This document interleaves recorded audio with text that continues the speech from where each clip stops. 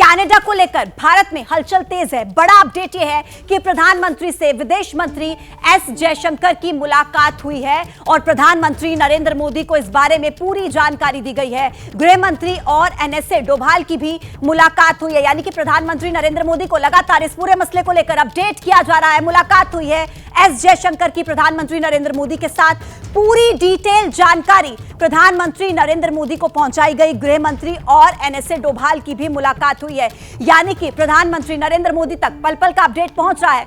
जो भी भारत और कनाडा के रिश्तों को लेकर अपडेट सामने आ रहे हैं वो प्रधानमंत्री नरेंद्र मोदी तक लगातार पहुंच रहे हैं।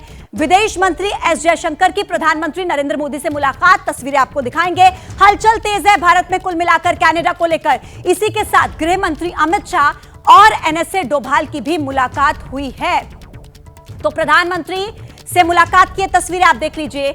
एस जयशंकर जिन्होंने प्रधानमंत्री नरेंद्र मोदी को पूरी जानकारी दी, क्या मौजूदा हालात हैं भारत और कनाडा के बीच वो बताया। आपको बताएं कि जिस तरीके से देखिए अपडेट आता है कि कनाडा ने भारत के राजनयिक को निकाल दिया, उसके बाद तुरंत भारत ने एक्शन लिया और कनाडा के एक सीनियर डिप्लोमेट को निष्कासित कर दिया। उसके बाद सुर बदले बदले जस्टिन ट्रूडो के नजर आते हैं और उसके बाद जो अपडेट सामने आ रहा है वो ये है कि अब रिश्ते और ज्यादा तल्ख होते नजर आ रहे हैं, क्योंकि जो आम नागरिक हैं, बेशक वो भारत के हों या कनाडा के हों, उनके लिए एडवाइजरी जारी कर दी गई है। और इस पूरी खबर पर जानकारी के लिए मेरे साथ मेरे 4 सहयोगी इस वक्त मौजूद हैं। आशीष कुमार सिंह को आप इस वक्त देख रहे हैं, फॉरेन अफेयर्स एडिटर हैं। आशीष सिंह को आप इस वक्त देख रहे हैं, डिफेंस एडिटर हमारे साथ इस वक्त मौजूद हैं। पॉलिटिकल एडिटर अभिषेक उपाध्याय इस वक्त हमारे साथ हैं। नीरज पांडे दिल्ली से सीधे हमारे साथ जुड़ गए हैं।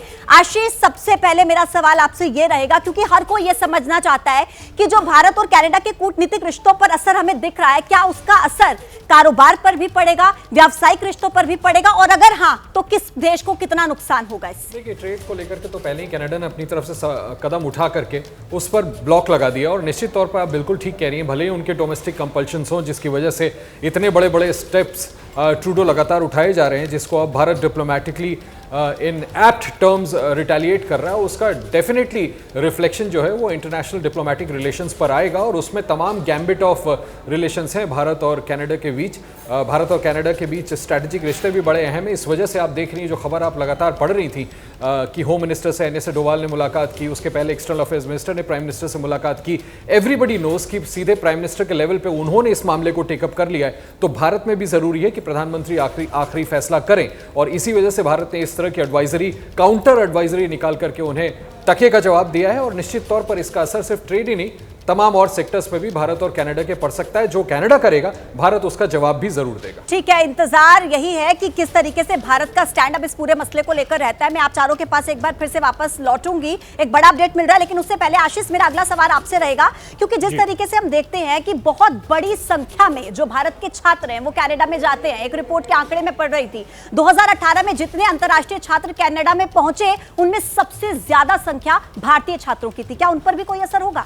देखिए, वो एक कहावत है ना अंग्रेजी में, hit where it hurts the most, और एग्जैक्टली जो इंडिया ने काउंटर एडवाइजरी इशू की है उसके जब आप हेडिंग देखेंगे तो उसमें साफ साफ लिखा है इंडियंस भी, और साथ ही साथ Indian students in Canada. Exactly मैं इसी की बात कर रहा था। और पहली लाइन में ही we have seen and rejected, और जो एडवाइजरी है वो स्पेसिफिकली दोनों के लिए है। मतलब साफ है कि भारत संकेत दे रहा है कनाडा को कि लगभग जो आंकड़ा है इंडियन स्टूडेंट्स का कनाडा में वो लगभग 4 लाख तक का पहुंच गया है 2023 में। और अगर इसको पूरे पर्सपेक्टिव में आप देखें तो कनाडा में जितने भी विदेशी स्टूडेंट्स पढ़ने जाते हैं, लगभग 50% केवल और केवल इंडियन स्टूडेंट्स होते हैं। लगभग 8-9 लाख कनाडा में हर साल फॉरेन स्टूडेंट्स जाते हैं। और फॉरेन स्टूडेंट्स का कनाडा में या फिर किसी भी और देश में जाने का मतलब साफ होता है कि एक पूरी तरह से इकोनॉमी का चेन बनता है। और ये भारत ने साफ संकेत में कह दिया है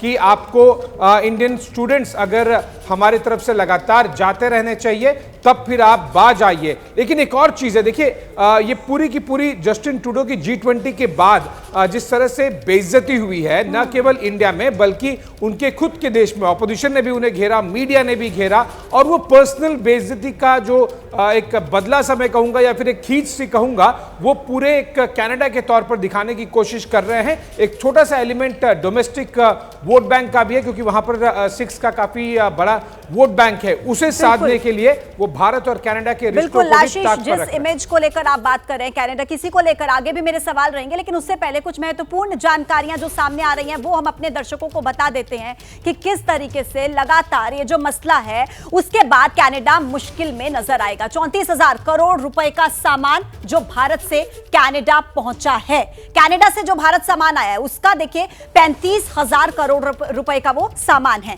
तो देखिए कनाडा की जो निर्भरता है वो भारत पर ज्यादा है। ये जो आंकड़ा है ये वित्त वर्ष 2023 का है, जो बताता है कि कनाडा की मुश्किलें बढ़ेंगी ज्यादा, क्योंकि कनाडा ज्यादा निर्भर है भारत पर। आगे देखिए किस तरीके से भारत से जो एक्सपोर्ट होता है वो सामान क्या है, हीरे जवाहरात, बहुमूल्य रत्न, दवाइयां, रेडीमेड कपड़े, अनस्टिच कपड़े, ऑर्गेनिक रसायन, हल्का इंजीनियरिंग का सामान, लोहा और स्टील, ये जो है ये एक्सपोर्ट होता है। जो भारत में इंपोर्ट होता है वो देख लीजिए, दाल है, न्यूज प्रिंट है, कोयला, फर्टिलाइजर, वुड पल्प, एल्यूमिनियम, खेती का सामान, बागबानी का सामान, ये भारत में कनाडा से इंपोर्ट होता है और ये वो सामान है जो भारत से कनाडा में एक्सपोर्ट किया जाता है। तो देखिए कुल मिलाकर ये जो निर्भरता है ना, ये कनाडा की भारत पर ज्यादा है। इसी को लेकर आगे सवाल बढ़ाएंगे और अभिषेक भी इस वक्त मेरे साथ सीधे जुड़े हुए हैं।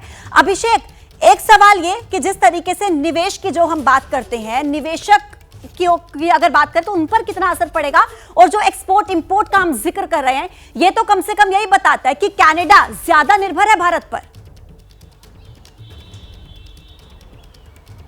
बिल्कुल, देखिए इसमें दो चीज़ें हैं। हमको जो सबसे इसमें देखने वाली बात है, इसकी जड़ में जानना ज़रूरी होगा कि आखिरकार ये क्यों हो रहा है, और उसकी वजह जो अभी आशीष इशारा कर रहे थे, वहाँ के डोमेस्टिक पॉलिटिक्स को हमको समझना होगा। वहाँ पर दो मुख्य पार्टियां हैं, लिबरल और टोरी, यानी कि कंजर्वेटिव।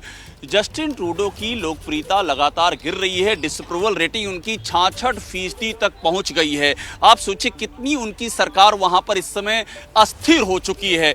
उनको ऐसे में इस तरह का सेंटिमेंट सुधारना पॉलिटिकली सूट करता है, पहली बात। दूसरी बात ये भी समझनी होगी कि उनकी बात पर खुद वहां का अपोजिशन यकीन नहीं कर रहा है। वहां के जो टोरी पार्टी के मुख्य लीडर है पीरे, उन्होंने क्लियर कहा है कि आप सबूत तो दीजिए, जो भारत के बारे में आप कह रहे हैं इंडियन एजेंट्स ने किया, उसका एक भी तथ्य सामने रखिए। आपने कोई तथ्य सामने नहीं रखा, और ये फैक्ट है, ना कोई चार्जशीट हुआ है, ना कोई गिरफ्तारी हुई है। वहां की प्रेस बिलीव नहीं कर रही है, वहां का अपोजिशन बिलीव नहीं कर रहा है। आपकी डिसअप्रूवल रेटिंग आपकी बढ़ती जा रही है, और इस सबको आप डाइवर्ट करने के लिए ये जो है जो वहां का जो सिख कमिटी है उसके वोट बैंक को ल्योर करने के लिए इस मुद्दे को उभार रहे हैं। इसका असर निश्चित तौर पे पड़ रहा है, ट्रेड पे पड़ रहा है, और वो भी उनको ही नुकसान हो रहा है, और इसीलिए वो घरेलू तौर पर बिल्कुल अभिषेक, लोकप्रियता का जो आपने अभी जिक्र किया कि जस्टिन ट्रूडो की जो लोकप्रियता है वो गिर है, क्या यही वजह है कि खालिस्तानी के प्रति जो प्रेम है वो उनका नजर आ रहा है? 2025 में तो चुनाव भी है।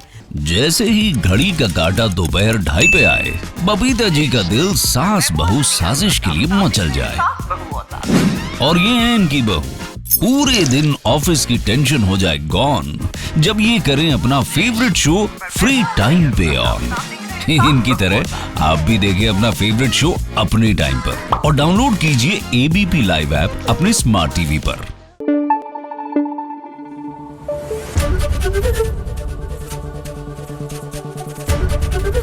एबीपी न्यूज आपको रखे आगे।